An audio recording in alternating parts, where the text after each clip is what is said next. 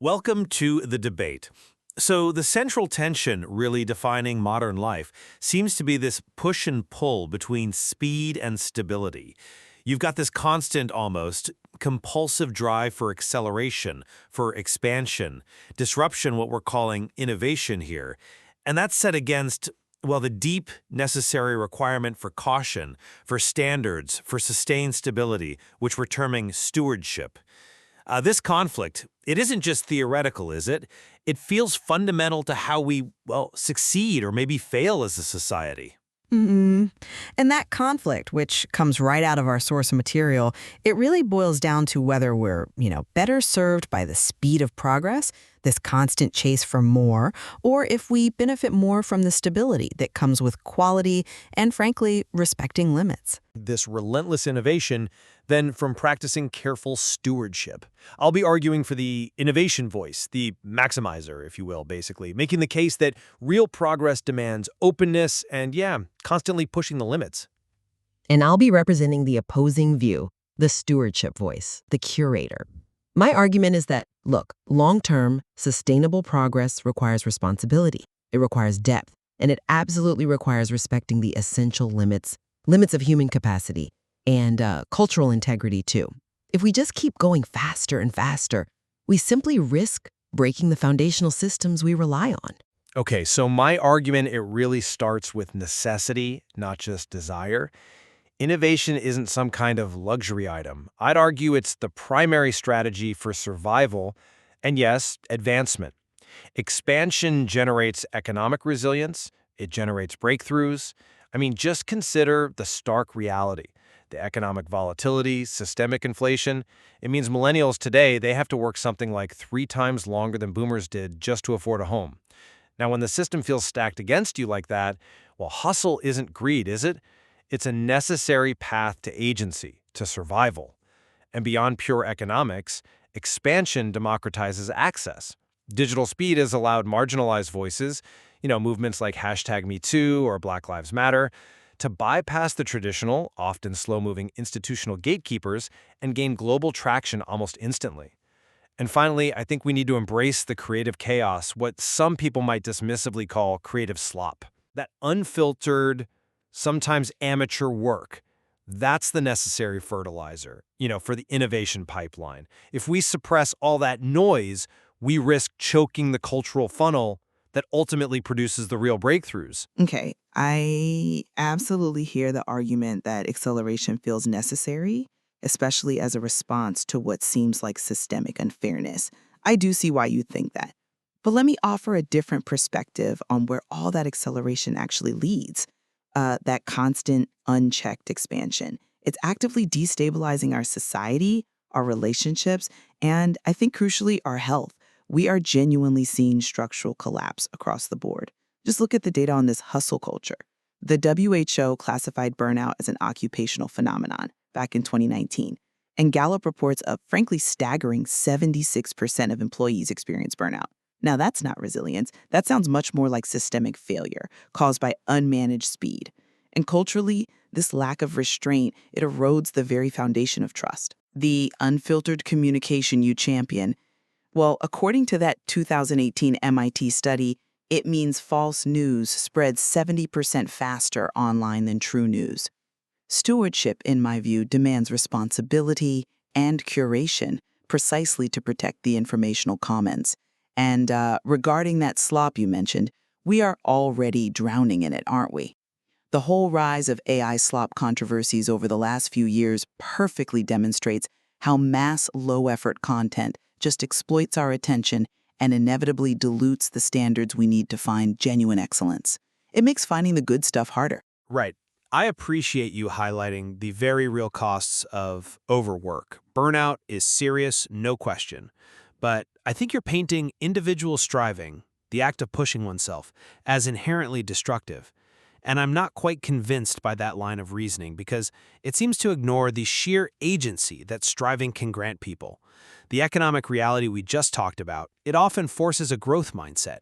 We know from Angela Duckworth's research on grit, for instance, that sustained effort and perseverance predict achievement far better than, say, raw intelligence.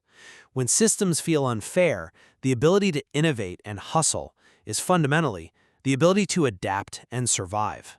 And moreover, strategic innovation isn't just mindless grinding, is it?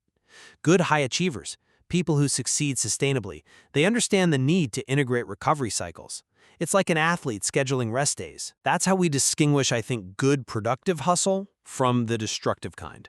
That's a compelling analogy with the athlete, but I would challenge the fundamental premise that the athlete rest cycle model is, well, broadly applicable to the general population. Most people lack the agency, the resources, the support structures of a professional athlete, don't they? We're not just talking about individual optimization here. We're talking about a collective structural pressure that is demonstrably leading to a global health crisis, this burnout epidemic. It ignores very real physiological limits. I mean, adults who consistently sleep less than 6 hours a night have, what, a 13% higher mortality risk? Stewardship, as I see it, insists on systemic boundaries, things like the French right to disconnect law, precisely because stability, long-term health, and deep relationships, which, by the way, the Harvard 80-year study identifies as the strongest predictors of happiness, those things must matter more than simply maximizing quarterly returns or just going faster for speed's sake. But hang on, doesn't that insistent focus on self-care risk sliding into just consumerism, maybe even complacency? We've watched the wellness industry balloon into, what, $1.5 trillion global market? Sometimes self-care seems to become an excuse for indulgence, confusing actual healing or rest with simply buying more products. If we sort of mandate perpetual comfort and prioritize resting over striving all the time, don't we risk dulling that competitive edge, the drive that's necessary to truly thrive and create change? Is that really self-care, or is it just another consumption vertical built on our anxieties? Well, I'd come at it from a different angle entirely. I think genuine self-care isn't about purchasing things or pampering yourself. It's actually about the quite radical act of setting fierce boundaries. It's about rejecting systemic exploitation.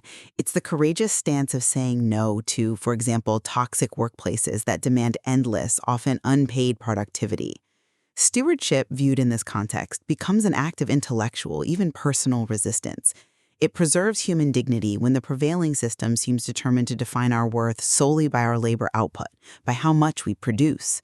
And if we shift our focus slightly, away from personal health and the burnout issue for a moment, and look at the cultural sphere, I see the same fundamental lack of stewardship corroding how we produce and consume culture.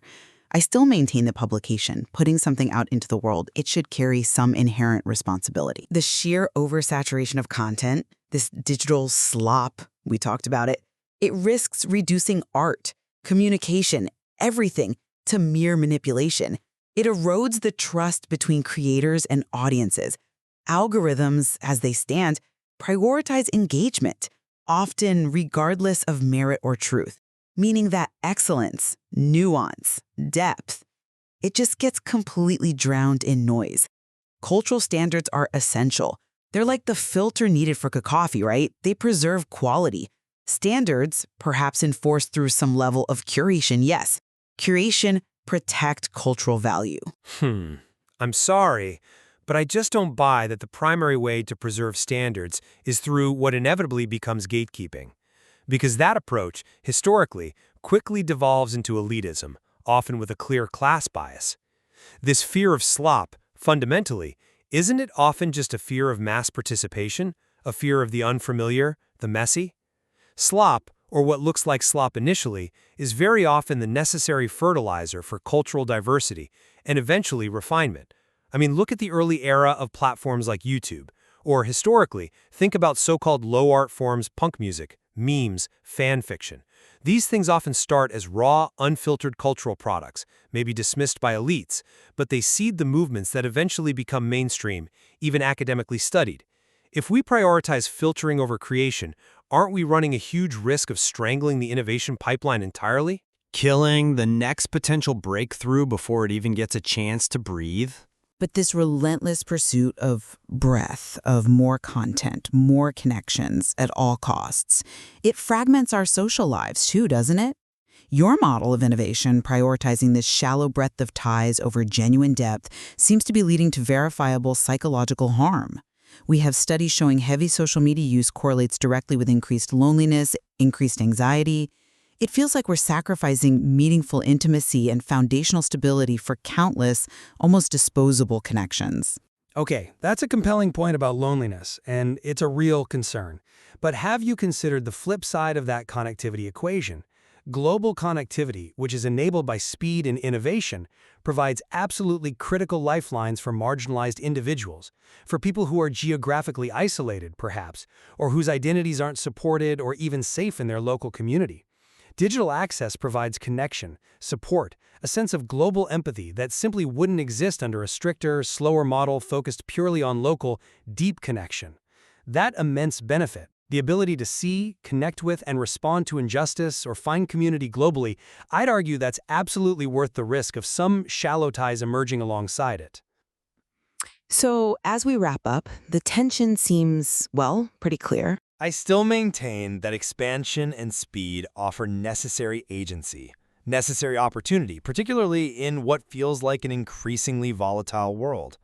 Yes, unchecked growth brings risks, burnout is definitely real, misinformation is dangerous, absolutely, but I believe those risks are ultimately manageable, perhaps through better strategic design, through more thoughtful innovation, not through outright rejection or excessive caution.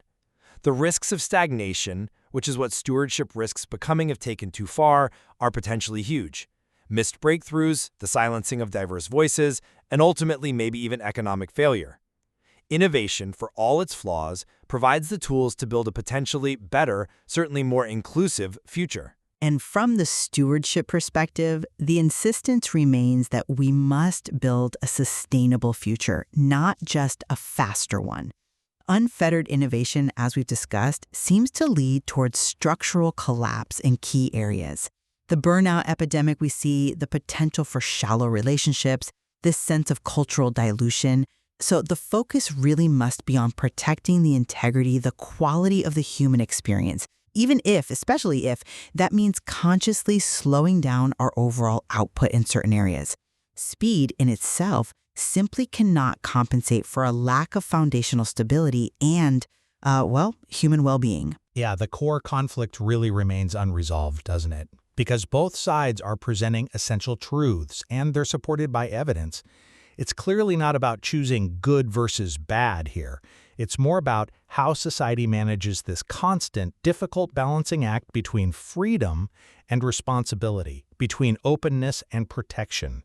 In almost every single arena, we have to continually decide whether the harms of speed, of openness, outweigh the clear benefits they also bring.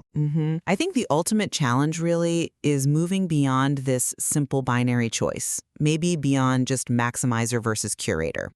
We need to find a way towards something you might call guided innovation, where expansion actively incorporates intentional, perhaps structural guardrails designed to protect health, standards, trust.